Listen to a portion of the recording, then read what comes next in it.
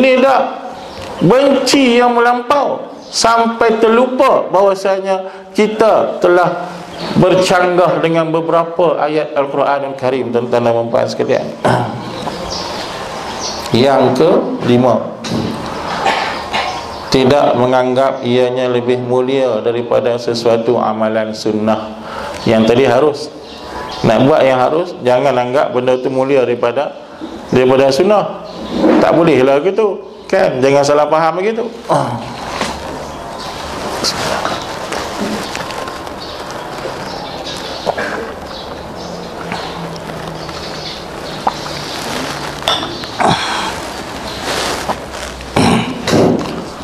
Okay, apa?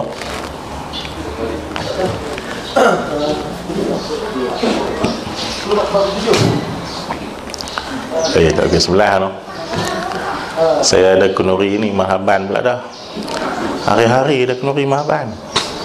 Dan saya ni tukang baca doa lepas Mahaban ni, kan? Saya tukang doa je. Kau mana pun cari doa, doa minta ayat tawak, doa ayat selusuh, doa apa dia cari saya, kan? Yang lain dia buat cari orang lain. Pandai apa tu? Kan saya cerita dulu, kawan tu kata semayang belakang saya tak sah. Pasal apa kan? Pasal Fatihah ke? Bukan, pasal saya makan semeja dengan Datuk Najib. Dulu ada yang tak main dulu, saya cerita dah mula-mula kuliah dulu. Kalau yang tak ingat, makan belacan banyak tu. Esok laksa buat dengan berbelacan. Dia kata semayang belakang saya tak sah sebab saya makan semeja dengan Datuk Najib. Tu hukum mana pun saya tak tahu. Saya tak marah pasal apa, dia kata peribadi saya, dan saya anggap dia tak erti dah. Saya jumpa di mana pun, saya tak pernah marah kat dia. Saya tegur dia, saya bersalam dengan dia, serupa. Sekarang apa? Dia orang Islam. Walaupun dia berbeza warna ke apa, saya tak kira. Kebetulan satu hari, akhirnya Allah Ta'ala takdirkan mak dia meninggal, kan? Dia datang rumah saya, tiba-tiba buka pintu, tengok-tengok muka dia. Ustaz, mak saya tak ada. Tolong jadi imam, tolong baca talqin. Saya kata tak apa, okey, insya-Allah. Tu hak yang kata semayang belakang saya tak sah tu. Kemudian saya buat, dah habis dah tanam dah semua. Saya baca talqin, saya jadi imam kan mak dia. Dua hari, seorang perempuan menjumpa saya. Ustaz, siapa jadi imam mak dia? Kan? Saya kata saya. Awak ustaz tak kata kat dia. Dulu semayang belakang tak sah, macam mana aku nak semayang jadi imam mak hang, mana sah? Awak ustaz tak kata kat dia aku tu. Kan, sah ke aku semayang jenazah mak hang ni, sah ke? Kan? Oh, ustaz tak balas balik. Dia kata saya bukan orang jenis tu, kan? Kalau saya orang jenis tu memang saya pukul depan-depan. Kan? Tapi kita ni bukan jenis orang mendendam. Tak boleh, sebenarnya Islam tak ajak kita dendam. Tapi itulah kita kata, akhirnya tak apa, kamu cari aku juga. Tapi kita tak mau kata kat dia, kan, supaya mudah-mudahan dia satu hari dia berfikir balik, bagaimana dulu aku kata kat dia tapi dia tak balas. Sebab kita anggap dia tak erti. Kerana apa? Kita nak kalau boleh dia berubah. Kalau kita duk tak mau orang tu berubah, tambah sekarang kan umat Islam semakin gawat. Kalau kita nak orang tu terus perangai macam tu, apa jadi pada negara akan datang? Sekarang kalau umat Islam tak bersatu, negara makin gawat. Kalau kita nak juga orang yang tak bersama dengan kita tu terus duk macam tu perangai mereka, kita tak minta hidayah pada mereka, tak minta Tuhan ubah hati mereka, apa akan jadi masa depan negara kita?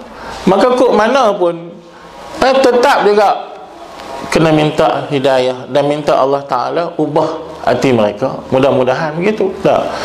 Kalau tak ubah juga, ya, kerana apa? Tu kerja Allah Ta'ala, bukan kerja kita. Sebab apa? Kadang-kadang kesilapan orang-orang tertentu, dah mereka tak nak langsung nak buka jalan, Tuhan tak bagi jalan kepada mereka. Itu yang tu terpulang.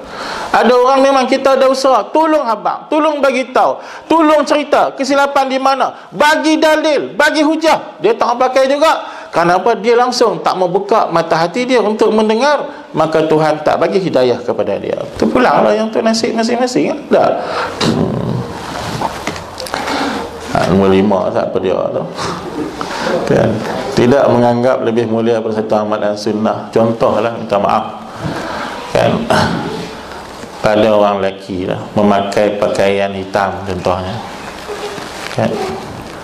Orang perempuan pun tengok lah, pakai pakaian hitam contohlah. Bila kita pakai pakaian warna hitam, jangan menganggap pakaian kita tu hebat. Jangan anggap kita pakai pakaian lebih baik pada pakaian sunnah, sebab pakaian sunnah ialah putih kan. Jadi bila pakai hitam ni, tengoklah kan, jangan minat banyak dengan hitam ni kan. Sebab hitam ni bukan pakaian yang disukai oleh Nabi SAW. Nabi pakai, tapi tak pernah dengar riwayat Nabi pakai baju pakaian hitam. Yang ada pernah Nabi pakai serban hitam sekali waktu pembukaan kota Makkah, iaitu waktu perang. Yang tu Nabi pakai serban hitam. Dan riwayat lain Nabi banyakkan pakai serban putih. Jadi kalau kita pakai hitam dan kita bangga dengan pakaian hitam contohnya, kita tertinggal pakaian sunnah. Nabi kata khairu siyabikumul bayad, sebaik-baik pakaian kamu ialah yang berwarna putih kan. Fakaffinu fiha mautakum, kafanlah mayat kamu dengan kain putih. Wa albisuha ahya'ukum, dan pakailah warna putih orang-orang yang hidup di kalangan kamu. Nabi kata orang hidup pakailah putih. Yang Nabi suruh pakai warna putih. Warna lain Nabi tak suruh, tapi Nabi tak marah orang, tak kisah dan tak tegur orang, kata tak larang orang pakai. Tapi yang Nabi suruh warna putih. Maknanya kalau kita pakai warna lain, jangan anggap warna itu lebih mulia, lebih baik daripada warna putih. Harus pakai apa warna pun, tapi jangan anggap lebih mulia daripada warna putih. Orang perempuan pun kalau pakai putih, pahala dapat, cantik pun cantik. Pakai hitam tak cantik ke? Kan? Orang juga kan, orang juga. Dan Nabi kata lagi, sebaik-baik celak kamu ialah yang daripada ismit, daripada batu ismit tu kan. Maka pakai celak daripada batu ismit itu menumbuhkan rambut dan menerangkan mata. Hadis sahih. Itu contohlah Nabi sebut. Maknanya ada orang kadang-kadang sampai tersilap, pakaian hitam banyak pada pakaian putih. Oh, yang tu silap kot. Di rumah dia hitam lagi banyak pada putih. Orang perempuan pun sebenarnya digalakkan pakai pakaian yang gelap-gelap sahaja, bukan sampai hitam semua selalu. Kalau hitam boleh, tapi jangan terlalu banyak pakaian hitam. Kenapa? Kenapa? Baik, salah satunya Syiah, pakaian Syiah, dia jadi syiar dia dah warna hitam. Sorban hitam bukan waktu perang je Syiah ni kan, bila-bila pun dah pakai hitam. Kedua, pertama syiar orang bukan Islam waktu mati kan, bila mampu ya kan, habis hitam semua kan. Betul syiar mereka kan, syiar mereka bila mati hitam yang semua.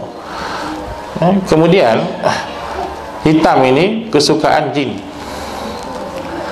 Sebab tu kalau orang kena rasuk jin, dia tak akan pakai baju putih. Kalau dia nak pakai baju, dia tak akan suka baju putih, baju cerah-cerah. Orang kena rasuk jin, dia suka baju gelap-gelap.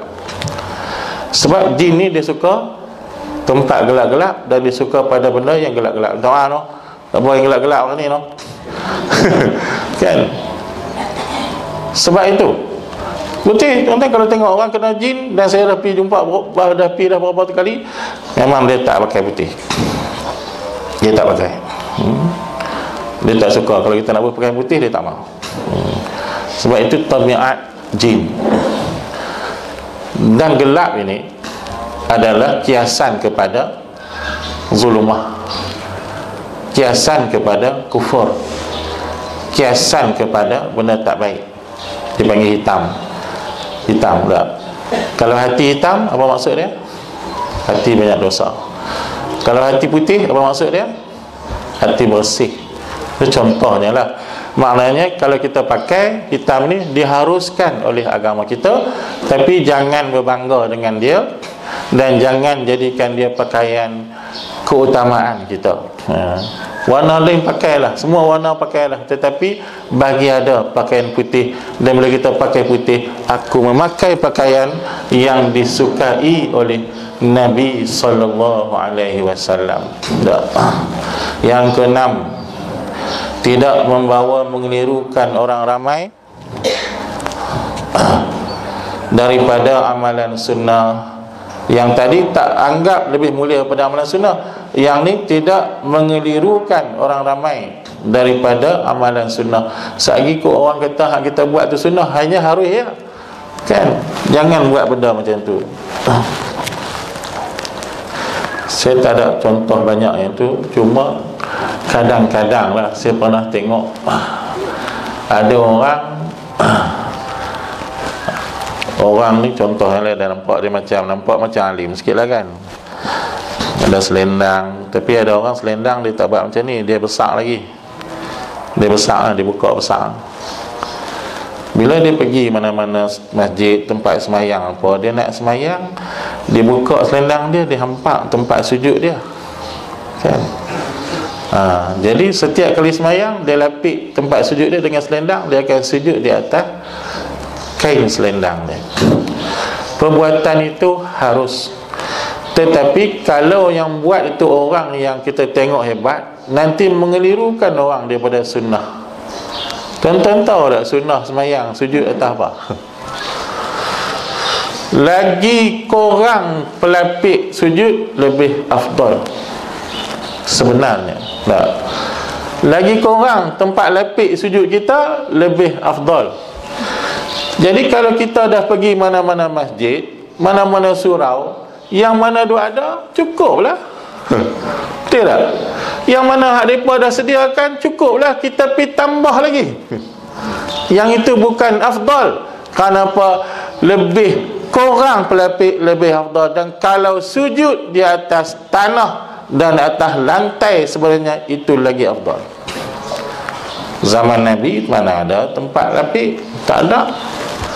Dan ada ketikanya sahabat minta lapik, Nabi buat donor je. Tiba-tiba kita dah orang boh lapik dah, punya elok dah, tambah lagi. Yang ini seolah-olah macam satu sunnah baru, tapi sebenarnya bukan sunnah. Harus, tapi kadang-kadang mengelirukan orang. Lah kali orang lain pun yang ni best, buat juga. Sebenarnya itu bukan keutamaan dan bukan benda yang daripada sunnah. Contohlah nak beritahu kan. Jadi kalau boleh tersahlah, jangan mengelirukan orang.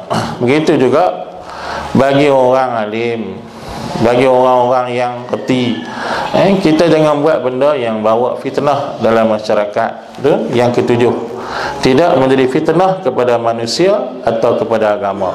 Walaupun benda itu harus, tapi jangan buat benda jadi fitnah kepada orang dan kepada agama. Contoh, hari itu hujan, pergi kedai, nak balik tak boleh, duduk ronda lorong kedai tu kan, ronda, pergi berhenti duduk tang mana? Duduk depan kedai kok. Tempat kedai makan ada, kedai nu ada, dia pergi berhenti depan kedai kok, dia tunggu hujan, tunggu. Pakai piah atas kepala. Kan? Atas serban, orang lalu tengok, dia ni, betul tak? Dia ni bila pula ni? Dulu tak pernah aku tengok pergi kedai kok, ni bila pula duduk depan kedai kok sini. Orang akan syak, mungkin dia masuk kedai kok, mungkin apa kan. Jadi perbuatan dia mungkin menimbulkan fitnah kepada orang. Terserahlah. Ataupun kan, contohlah, orang ada kebun lah, contoh kan, dia pergi kebun, nak isi racun dalam botol, cari botol tak ada, racun pun dah sikit je, cari botol tak ada, pergi cari kat belenggu sampah, jumpa botol cap anjing. Botol cap anjing, botol cap saus, botol apa? Botol arak. Alah, bukan aku nak ni kan, nak isi racun je. Dia pun ambil botol tu balik rumah, bubuh yang tu kan, buah tu, buah larga motor dia. Oh, pergi kebun dek parking motor dekat, sampai kat tempat parking motor tu, motor orang lain melambak kan. Kawan yang parking motor sebelah duk tengok, bila tu imam ni kedarah yang ni pula kan. Hanya bukanlah yang tu pun, tapi botol saja dia buat tu menimbulkan syak wasangka orang dan fitnah. Tak sah lah, cari botol lain lah kan. Tak elok, walaupun harus benarnya, tapi dah bawa fitnah, tak sah. Ataupun duk masuk rumah, masuk kot tingkap, keluar kot tingkap, sudah buat perangai gitu, pintu duk ada. Itulah Quran dah sebut dah. Awak dia ni ikut tingkap ni kan, awak keluar ke tingkap, jiran pun tengok pelik, orang pun kalau orang lalu, orang tak kenal dia lagi pelik, silap-silap dikatak kita, dia ingat pencuri, rupanya kita tuan rumah. Pasal apa? Ikut tingkap cepat sikit keluar ke tingkap cepat tu, pintu depan sana dia belah keluar ke tingkap, jangan keluar ke tingkap. Rumah sendiri pun jangan keluar ke tingkap. Dia kata rumah aku, hak asasi aku punya sukalah nak keluar ke mana pun. Dah fitnah kepada orang. Doktor dengan buat itu, tambah lagi doktor dengan buat itu kan. Sekali orang hantar kan. Yang ke 8, tidak mengganggu atau menghilangkan khusyuk orang lain walaupun harus. Ini contohlah, contoh apa? Pakai pakaian lain semayang. Tak harus pakai apapun yang menutup aurat, boleh dah.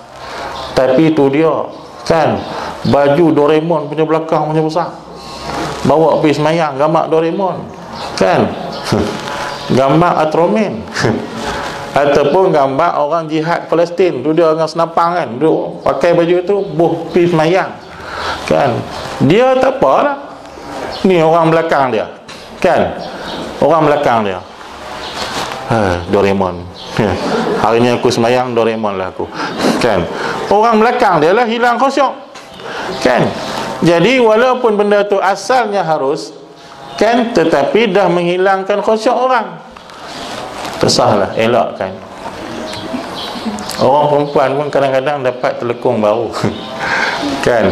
Bunga tu dia punya cantik, ni bunga ni tak pernah orang jual, bunga bakawali kan, tu dia akan telekung dia mayang.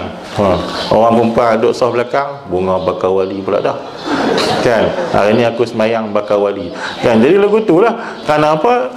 Dah buat lagu tu, maka kalau boleh elak kan ya, timbul fitnah orang. Jadi kena jaga. Ataupun pakai yang menampakkan bentuk tubuh pada orang.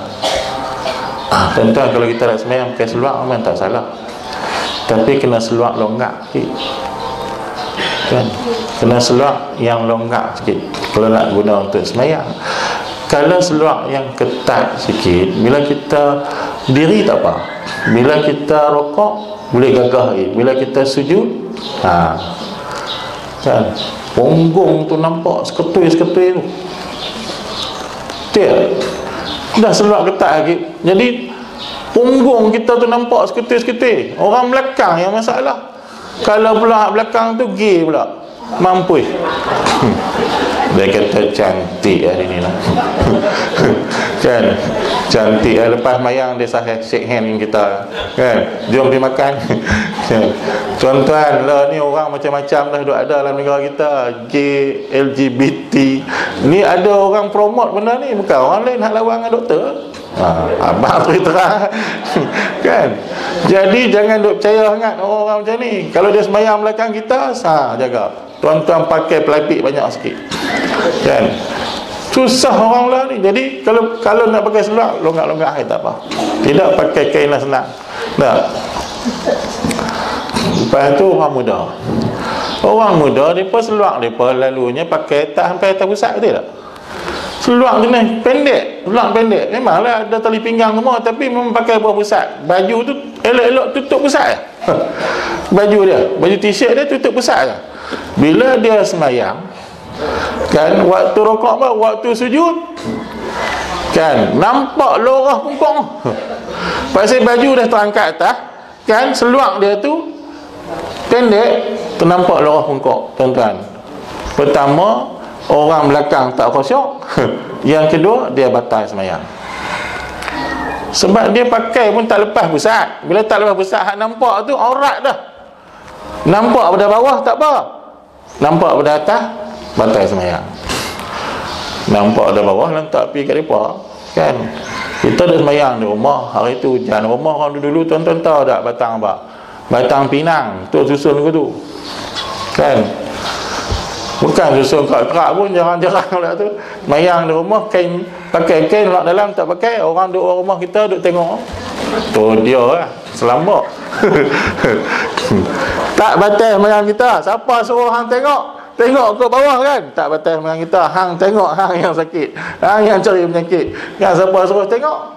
Tapi tengok ke atas, nampak ke atas, batal semayang. Itu kena jaga. Dan yang ke 9, tidak membawa kepada khilaful aula. Maknanya harus, tapi kalau boleh jangan berlaku khilaful aula. Maknanya menyalahi yang utama. Khilaful aula, yang utama lagu lain, tapi kita buat ni menyalahi yang utama. Saya pun tak boleh bagi contoh banyak-banyak, cuma contohlah dalam semayang, orang yang nafas panjang, surah Fatihah berapa ayat? 7 ayat. 7.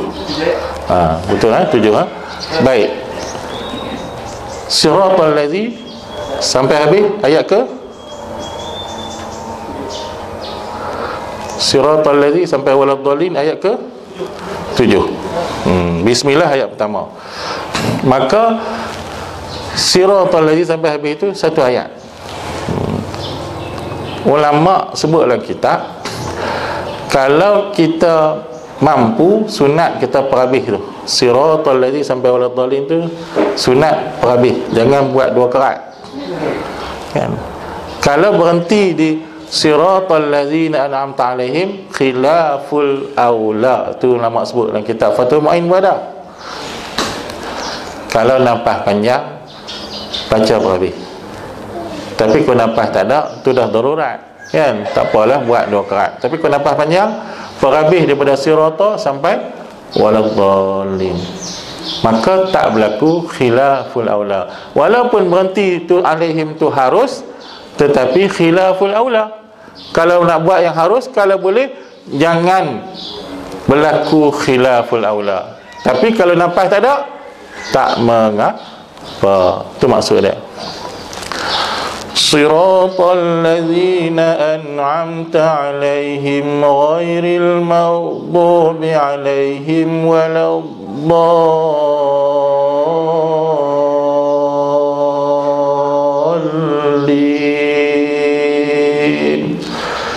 Cukup kan kalau kita tarik nafas detik. Tapi kalau saya turun rakaat kedua, naik rakaat kedua, tak nak, kan? Tak boleh pergi. Tak apalah kalau orang tak boleh, nafas tak cukup, kerak dua. Tapi kalau nafas cukup, habis. Kenapa? Berhenti di situ, khilaful aula. Wallahu a'lam. Dekat ni yang saya kongsikan dengan tuan-tuan dan puan-puan. Mohon maaf kalau terkasar bahasa, kan? Apa yang saya melawak-melawak tu